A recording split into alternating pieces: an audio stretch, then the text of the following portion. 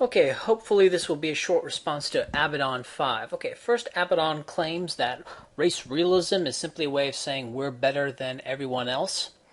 Well, if you go by IQ ordering within the United States, it's Jews on top, followed by East Asians, then Europeans, then a bagatelle of other groups, then Africans.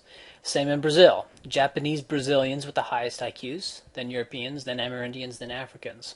So if this is white people are better than everyone else, right? If that's the motivation, well, IQ is not a particularly good way to go about it because white people don't have the highest IQs. They just don't. Also, there's some people who say that, well, they don't have the highest IQs, but they're the most creative. If you look at patent statistics in Japan and Korea, this doesn't seem to corroborate that at all. Another idea is that Europeans have wider distributions, and so they have more people with the super high IQs. While they do have slightly wider distributions, it's not enough to. The wider standard deviations are not enough to. I mean, as a percentage, people with IQs of 140 or above are going to be higher among East Asians than Europeans because the median is higher. Right. And moreover, the distribution of IQ scores is such that roughly 1/5 of black people in the United States are going to have IQs that are higher than that of the average white person. So this may be a kind of a group, you may say, well, this group has higher IQs than that group, but it's not, if that's what you want to say, then I guess you can use IQ scores to say that. But for the elitist personality, well, let's say, for example, you're someone whose only concern is to have status. Now, in reality, people are more complex than this, but just go like with this kind of archetype here, that your only concern is to have status. Well, then you would have views that are associated with high status. Now, today, that means being against things like the more extreme social justice types, the extreme feminists and all the kind of LGBT, BBQ, WTF people. And, you'll make fun of them, kind of like Family Guy throwing up in the feminist mystique, Bill Maher and quote-unquote politically incorrect, and what The Amazing Atheist does, what Justiciar does. Okay?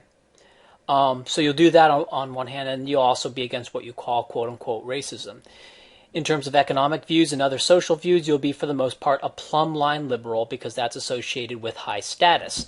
Now, what you may do is you may have all of these views, but then have, these are what you do. You have this kind of faux, like anti-feminism, it's kind of a faux way to pretend to be politically incorrect without actually being politically incorrect.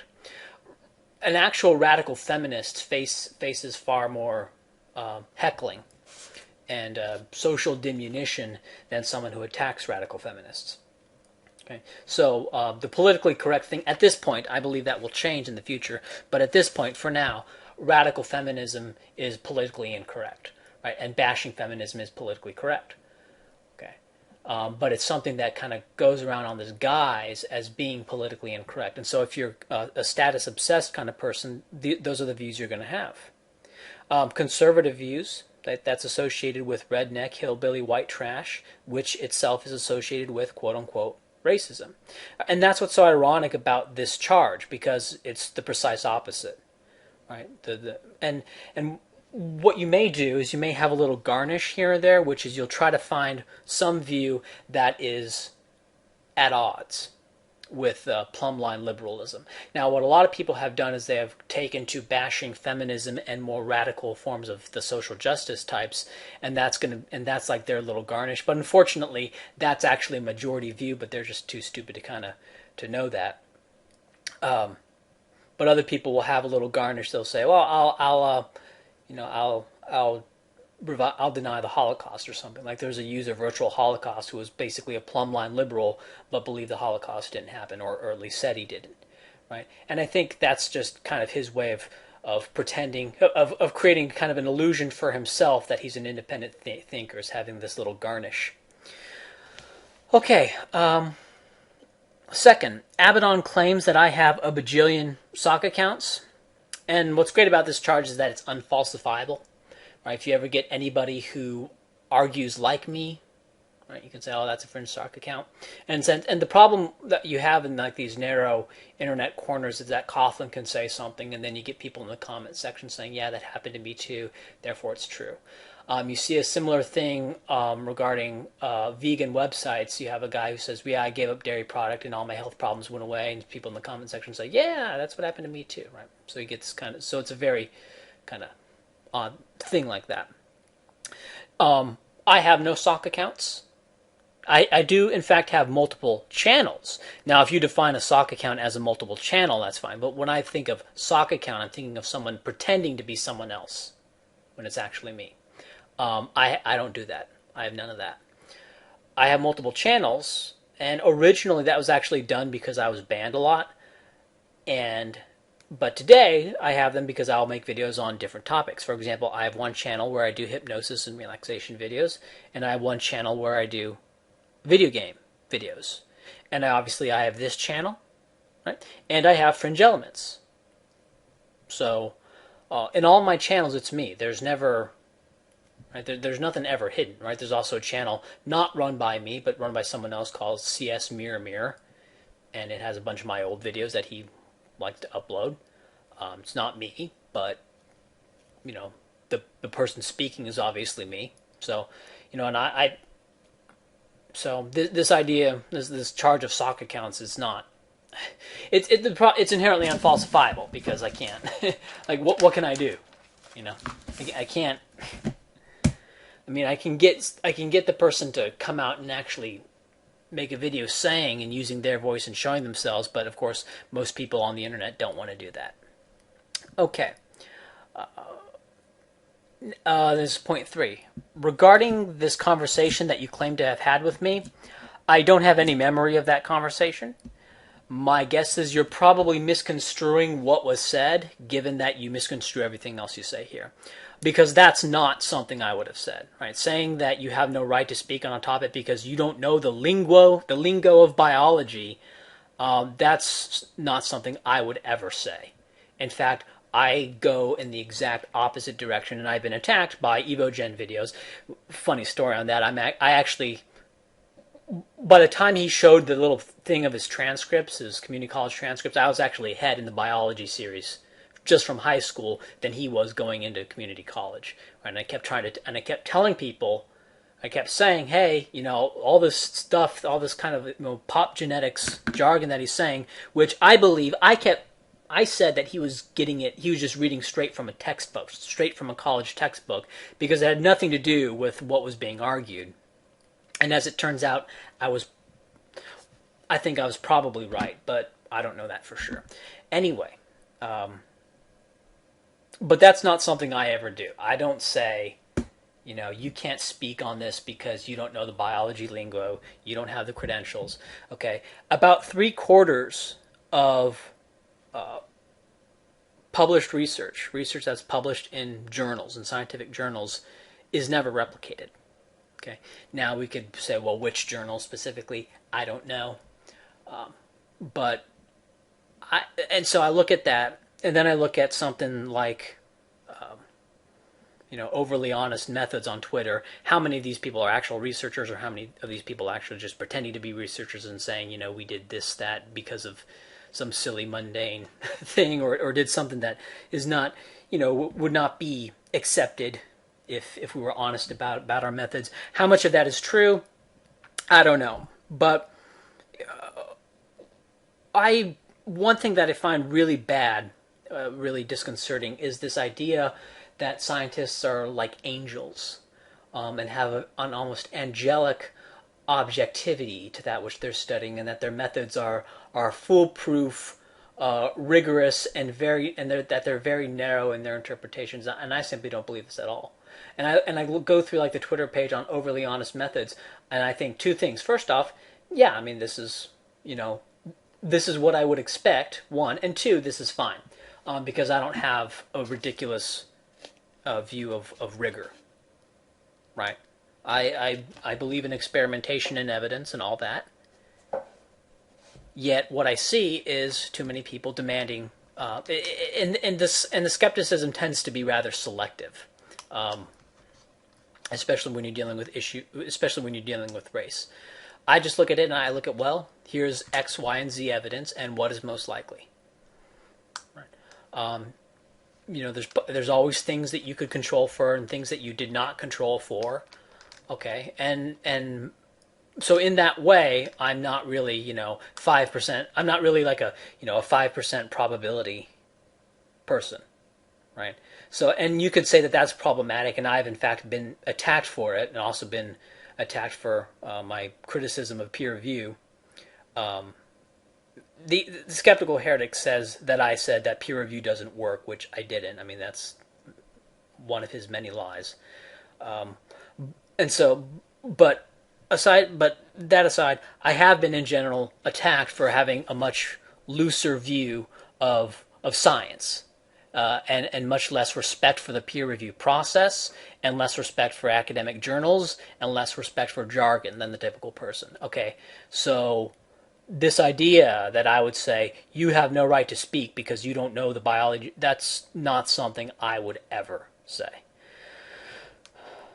And and what's also interesting is that you claim that this viewer did sarcastically mark your charge of him being me, but then said that he didn't deny being me. Right, well, I think that sarcastic mocking constitutes a denial. So anyway, okay, 4. You then call Ruka a white supremacist. This is not a description. This is not an honest term. This is not a descriptive term. This is an attack. Ruka herself has never described herself as a supremacist of any kind, but as a nationalist. And that's an important difference, right? Nationalist is the same as patriot. I mean, patriotism is a synonym for nationalism. People who say that there's a difference are just... It's a weird thing. They're trying to... Because the term nationalism has a bad connotation based on the interpretation of history that they believe in, that people in the United States generally believe in. They believe nationalism is bad. But patriotism is, right? So they believe that nationalism in general is bad. Now, usually this is because the United States is an enemy with all these nationalist forces in other countries. And so then you have, but then you have these people in the United States who are nationalists to the United States, see?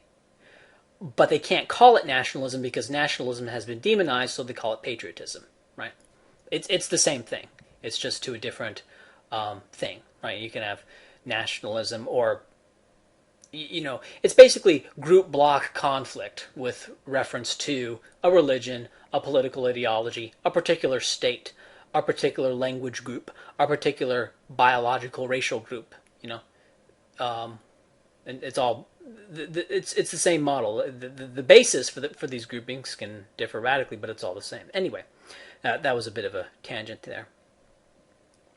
Now, a supremacist, charge of supremacist, either describes or prescribes a state of supremacy. I do neither, and while I am not Ruka, I have spoken with her enough to say that she neither prescribes a system of white supremacy, nor does she believe such a system exists. So she is neither a prescriptive or descriptive supremacist of any kind. She, like me at this point, has come to believe that in a partition of the United States. I believe that all races would be better off if they kept interracial interaction to an absolute minimum. I'll give you just 2 very trivial examples that come to mind. I mean, these are just 2 examples, but it's used to illustrate the kinds of things that I'm talking about. One would be interracial dating, because in evolutionary terms, East Asians evolved in East Asians around each other. They did not evolve while interacting with other racial groups. As a result, East Asian males have a much more difficult time finding mates than East Asian females. There's a sexual asymmetry there, right? And it's not written in the heavens that there's going to be gender fairness when the races mix, right? With Africans, you see the opposite problem. You see black males are much more attractive by the evaluations of other races than black females. But the problem is black people, when they have kids, they have just as many males as they do females.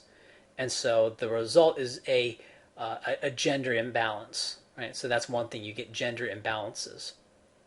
Another problem is athletic opportunities, right? If you're an East Asian and you're in the United States, it is not technically impossible, but exceedingly unlikely that you're going to be a top-level sprinter. However, if you're in Japan and you're only competing with other people of your race, there's a possibility that you could be a high-level sprinter. Right? And that's something that that racial restriction of athletics has. It basically provides greater opportunity. Okay, racial integration of athletics reduces opportunity. Those are just two very kind of mundane examples.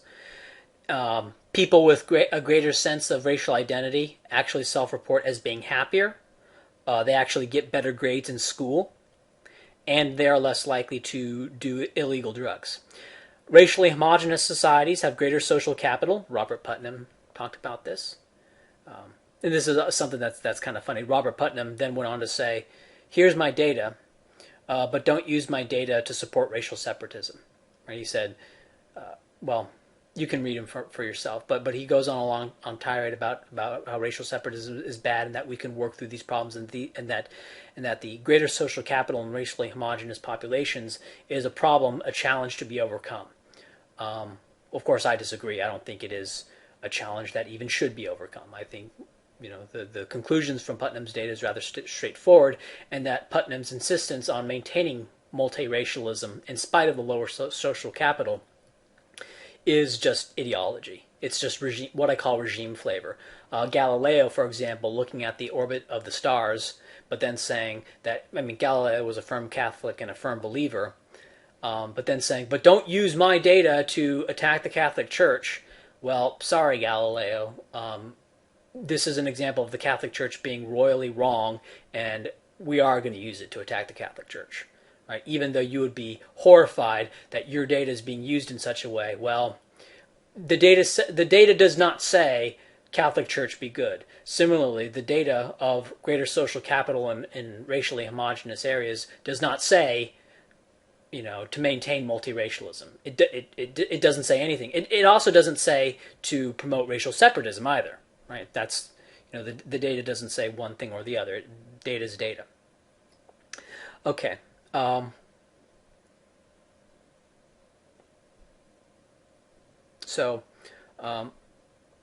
number 5. Now regarding the innateness of racial identity, he brought up something that Ruka talked about, which I think it was a study. I didn't see it, but just hearing him talk, I think he's talking about one which involved red shirts and blue shirts.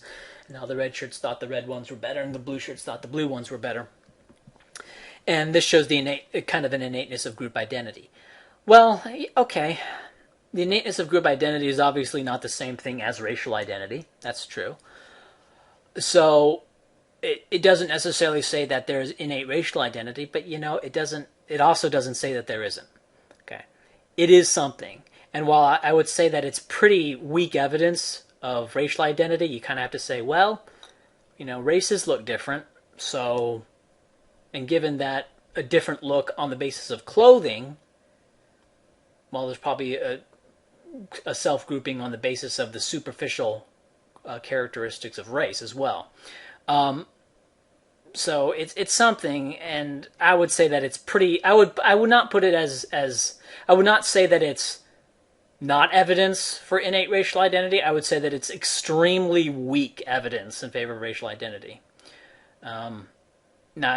But there are other studies on the innateness of racial identity. And if the thing is, for you, because you're making such a long video and you follow this topic off and on for so long, if you wanted to see the data, you would have already saw it, right? The fact that I either show it or don't show it is not relevant. Like, the thing is, and that's why I'm not going to, because it's been so many years, that's why I'm not going to bother showing you anything. I'll link you to some videos and there's sources in those videos, but for you, particularly in this video, I'm not going to give you any sources, because if you wanted sources, you would have found them long ago. Okay.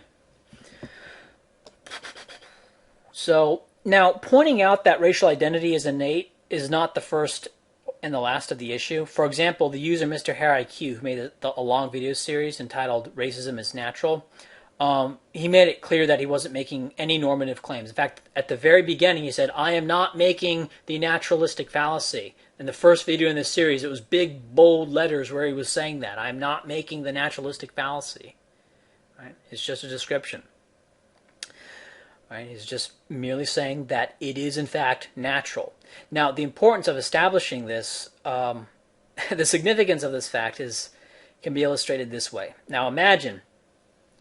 When I say imagine, Evogen made a comment that when I say imagine, it's because I don't have evidence for what I want to say. Right? And I think this is just his way of trying to dismiss any of these sort of conceptual arguments. But imagine for a moment a society in which Randian objectivism was a recurring problem. Okay, that in spite of a mass education program, and in many countries such as Germany and Britain and France, actually outlawing Randian objectivism, you still had a problem of kids at a very young age and people in corners here and there still expressing Randian objectivist thoughts. Every once in a while they would say something that's Randian objectivist, or they would, or businesses kept promoting people or hiring on Randian objectivist lines. See, even though it had been outlawed. Of course, that doesn't happen. And the reason it doesn't happen is because Randian objectivism is a synthetic ideology. It is a product of rationality. And I'm using rationality in the philosophical sense, not the colloquial sense. Whereas what is called racism, really racial awareness, is something that keeps cropping up despite organized suppression throughout the generations. In the past, you had heresies that were stamped out by the Catholic Church. And they never came back because they were the result of some priest's interpretation of the Bible. They were a result of a rational process.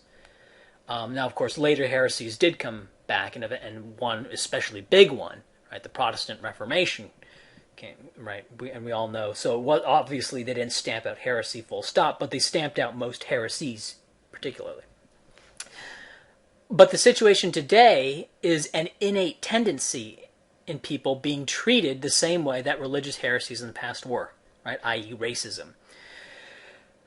And some white nationalists will say, see, it doesn't work because it's natural. Well, it kind of does. It really does work at suppressing it. But the problem is this heresy, racism, will never go away because it's innate, right? No matter how much you bring up Hitler, who serves as kind of the psychological stand-in for Satan, it'll never completely go away until you change the genetics. Now, on the flip side, this is getting way off topic. Neither will outgroup favoritism, because that too is probably something innate, right? That is, I believe that there is a subset of people in every population that actually has outgroup favoritism. Not nearly as large as the people who promote in-group favoritism, as in-group favoritism could be classified as the main evolutionary strategy, and out-group favoritism is more of a parasitic strategy, which, in evolutionary terms. Now, you say what you want about it socially, or your personal evaluation of it. Maybe you think that's a morally superior thing to do. I'm just saying from evolutionary terms, it weakens the strength of the group, which you may think is a good thing. You may think that group identity is really bad and should all be broken down. We would all be one big happy family, right? Because multiracial societies are so happy. Of course, this then gets into group and individual evolutionary strategies, which must then be preceded by pointing out that Dawkins' supposed deconstruction of group evolution is really just tautological and just defines the same process from a bottom-up point of view. Okay, 7, you characterize the debate, and I find this odd. Like, this happened in, I think, October of 2011. It's now February of 2014. I'm wondering, like, do you... I mean, this, for me, this kind of calls into question, what do you have going on in your life? Right, that aside. Your characterization of the debate as Fringe had plenty of time to respond is false. Because whenever I would say something, the skeptical heretic, he would interrupt. Now, the skeptical heretic allowed for periods of pausing. He allowed me to remain silent. And he allowed me to sigh profusely, too much. But whenever I spoke, that's when he interrupted. he gave me plenty of time to be silent, right? That's definitely the case. But he did not give me plenty of time to speak. In fact, someone actually documented the speaking time, and it was actually 80-20 in his favor. Just something to keep in mind. This is what you do here, bringing up live debates. This is what Nephilim Free does, which is to point out that creationists almost always beat evolutionists in live debate. Okay, the Bill Nye thing was actually an exception to what generally happens. In fact, the Bill Nye is the first instance that I personally am aware of, just from my point of view, that I am aware of an evolutionist beating a creationist in a live debate according to an audience poll. Also, it should be noted that Bill Nye is not a research scientist. Research scientists generally lose the live debates, right? Whereas what we have here, Bill Nye, who is not actually trained in the field, and doesn't really work in the field either. He's not a evolutionary biologist by trade or by profession, but he's the one who was able to beat a creationist, right? I mean, that should, Now, of course, maybe you could say I'm bringing this up because I'm biased, right? And I'm trying to tamp down the importance of debate because of my personal performance, right? I mean, that's certainly a possibility. There's also a possibility that you're going to play up the importance of debate because of the experience. But if you're going to do that, then you'd have to say that creationists are better, or that creationism should be given more serious credence because they tend to win debates. This particular instance aside. Another problem is that the anti-heretic would say things that simply weren't true. The biggest example of this would be when he claimed that the alleles associated with IQ could be easily found and that their distributions among the races could then be found, and then we could do a bottom-up heritability estimate. And he claimed to have actually worked with the machines that did this, which is, sounds like it's relevant, but if you actually think about it, it's not. Now, if it were a video where he made this claim, I could have gone and looked it up because I was sure going into it that this was not the case. But he then said it, and I was kind of thrown for a loop. But if I had had time to respond, I could have gone and looked it up and found out that it wasn't true and point out that this was not true. That in fact, researchers are having a very, very difficult time just finding the alleles that are associated with disparity, just not even dealing with racial disparities. I mean, that's way off in the future. For now, they can't even do genome-wide association studies that can be replicated that can find the heritabilities of IQ. Now, there have been multiple genome-wide association studies that have found general heritabilities of IQ about 0.5 within various populations. But of course, they found 0.5, but that doesn't mean it's 0.5, right? That just means that's what they could find. Okay, there could be other things that are going on that they don't find. So, I'm not a geneticist, but I know that much. That and when you read these studies, they say 0.5 is a lower bound estimate, right? And they say it's a lower bound estimate because they think that's about the minimum. That 0.5 general heritability of IQ is about the minimum. And the reason for that is because, well, there could be genes and or interactions that are going on that affect variation in IQ that they weren't able to see or they weren't able to find or that their models couldn't sift through. Right? There's all sorts of problems with that. Now, and the skeptical heretic simply said that's not the case. Right? That he's worked with machines. He knows that you could easily find the genes and their disparity between the races and solve the heritability of IQ issue with a bottom-up as opposed to top-down heritability estimate. And that's simply false. But when you're having a live debate, well, you only have like a few seconds to respond. A second thing he would do would be to fail to grasp a basic concept and then turn that into a failure on my part.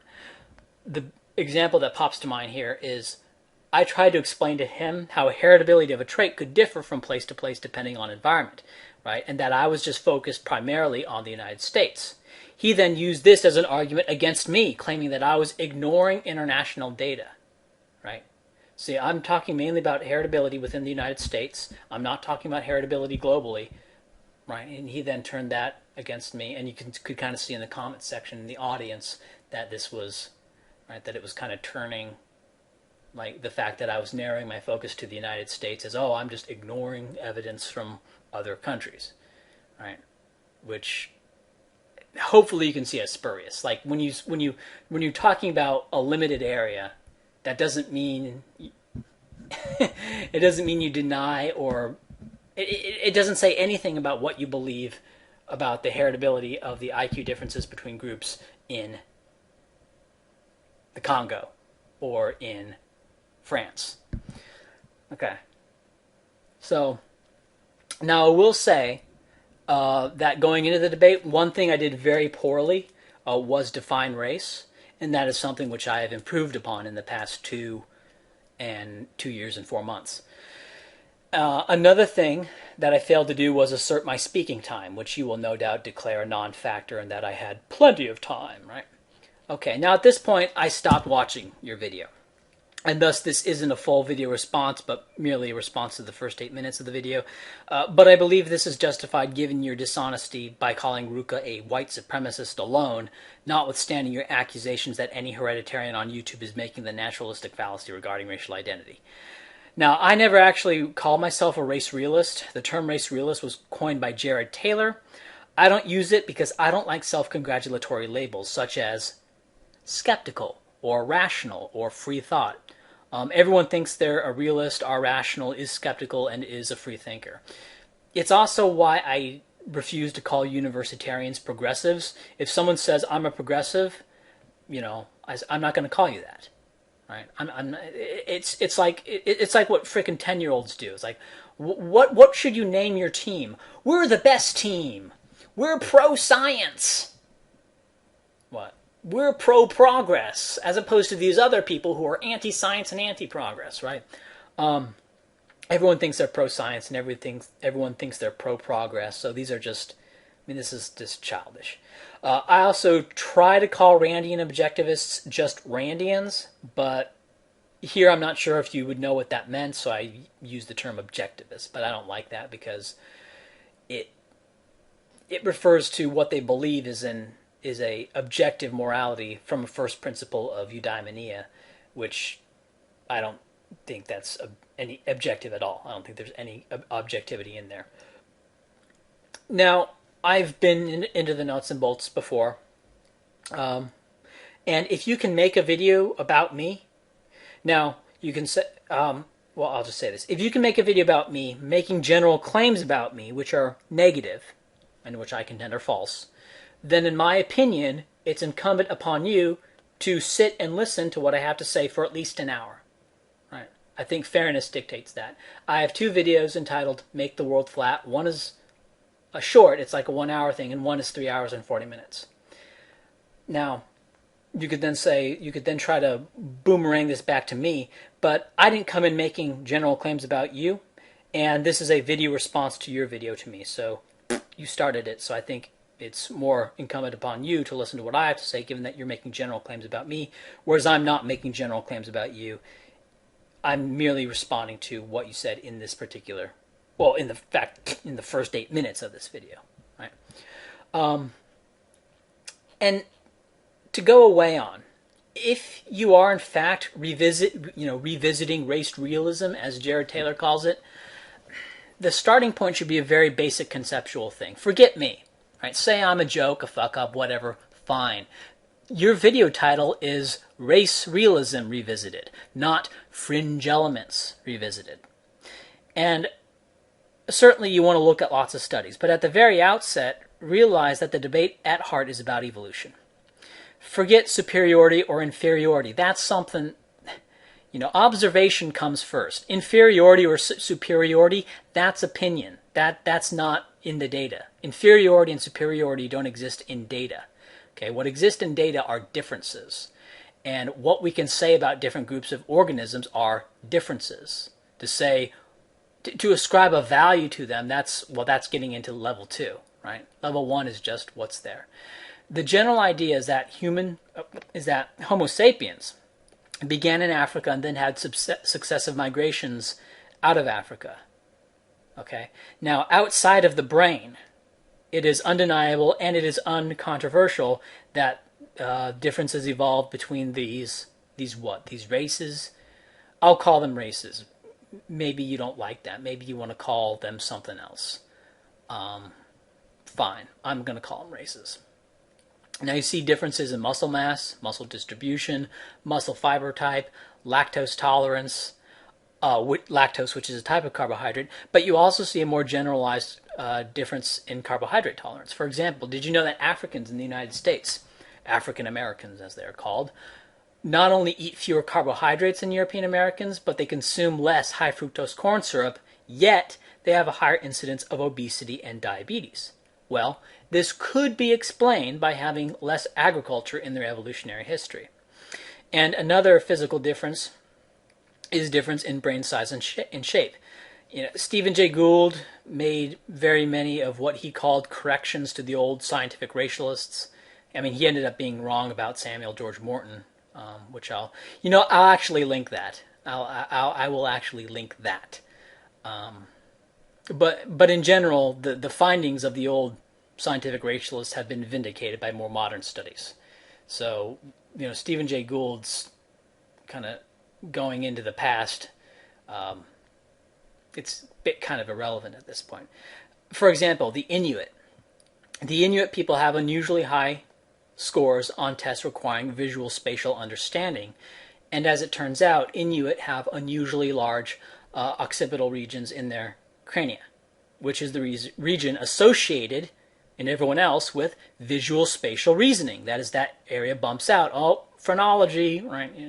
In before you call phrenology. But of course, this is what, anthropologists do when looking at Neanderthals and assuming that Neanderthals had excellent visual spatial ability because of their large occipital regions, because the occipital region of the brain protruded out in the crania. Okay. And by anecdote, right, and so you have two things. First, you have unusually high scores on visual spatial IQ tests, on the visual spatial component of IQ tests. One. Two, you have the protruding occipital, lower occipital region from their skull. And by anecdote, foreigners are often amazed at the ability of Inuit to navigate great distances via dead reckoning. Now, the actual ability to navigate over, featureless terrain via dead reckoning, perhaps that's an environmental thing. That's something that they're trained to do, or perhaps it's a mixture of both. Their training, right, something that they've learned to do in kind of a cultural way, but also a genetic thing, right? And so you get a sort of cultural genetic, feedback thing. Now, I assume that you accept the existence of innate differences in cognitive ability between individuals. Sometimes it's specific things like calculus or, guitar, and sometimes it's more general or a mixture of both. So I assume that that is allowed to exist in your worldview. Innate differences, which are in part a result of some difference in innate ability, which may then be exacerbated by, training, basically, a form of training, because people tend to enjoy that which they're good at. Okay, what about two arbitrary groups?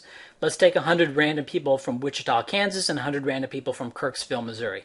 Odds are that there will be some innate difference between these groups in terms of cognition on average. I don't know what it is, but the idea that they will just end up being the same, to my ear, is a bit of an absurdity.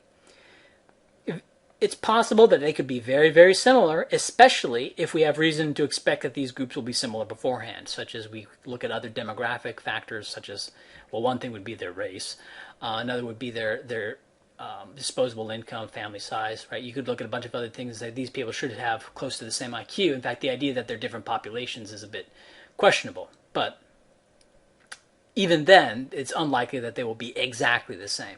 But then again, we could say that they could be very similar, but what is similar? Well, this is where you get into the opinion thing, kind of like inferiority, superiority. Well, similar. What's similar? In evolutionary terms, how big a difference is being able to read versus being able to do differential equations? You know, Europeans and Africans cognitively are identical because they both have opposable thumbs and they have the ability to read. Right? They can both read. They can both speak. You know, in evolutionary terms, they're the same. Right? Maybe one has inherently better mathematical abilities than the other if given an equal environment. But yeah, evolutionarily, I mean, compare this to a chimpanzee. The differences between blacks and whites are as nothing. They're very similar, right? So what is similar? Well, that's kind of a philosophical thing. So I assume that you accept innate differences between individuals, right? Not to deny environment. Nobody denies environment, but just that there is a genetic component that could to the disparity. Okay, and this can also be the case between the averages of two arbitrary groups. So why not then arbitrary groups which conform to the historically recognized races? This is a separate question from what exactly is a race, which I address elsewhere. It's simply to say that differences in innate cognitive ability between groups, historically recognized as races, exist in addition to an environmental component, right?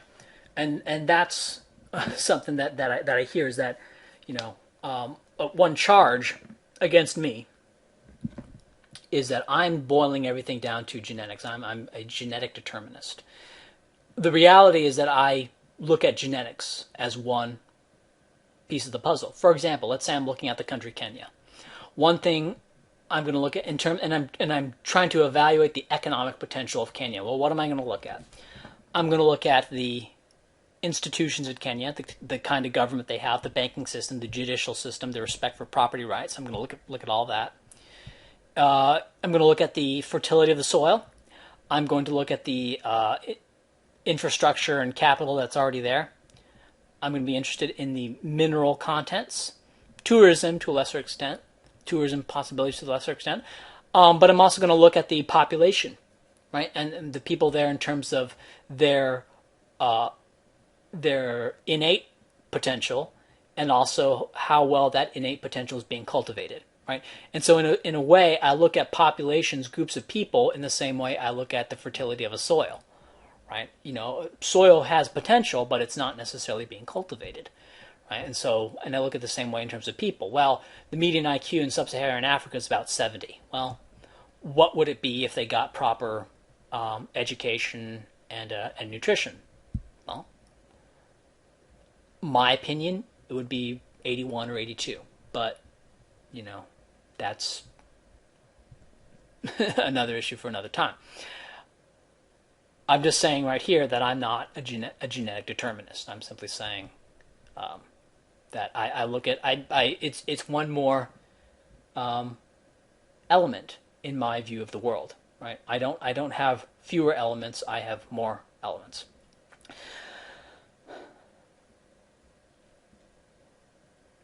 Now, there is a roughly 15-point IQ gap between blacks and whites in the United States. What proportion of that gap is due to an environmental disparity, and what proportion is due to a genetic disparity?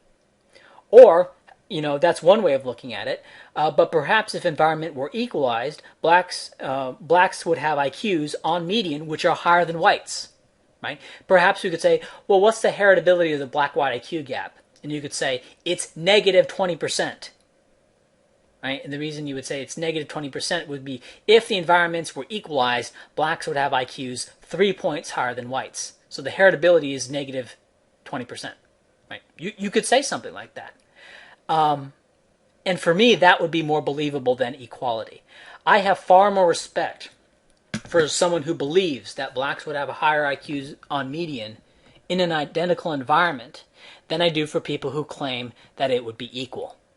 Because the notion of equality is a very human thing. It's simply not found in nature. I don't mean this as any kind of slam dunk argument or anything, but this is just the starting point of where I'm coming from. The debate is not about this or that study or what this or that person said or what you think they're misrepresenting or what you think what anyone else thinks the policy implications of a descriptive claim regarding race differences in cognition are. Right? It's not about a particular study. It's not about a personality. And it's not about policy. Those things are topics that just seem to naturally branch off from the focal point. But the debate, at heart, is about evolution.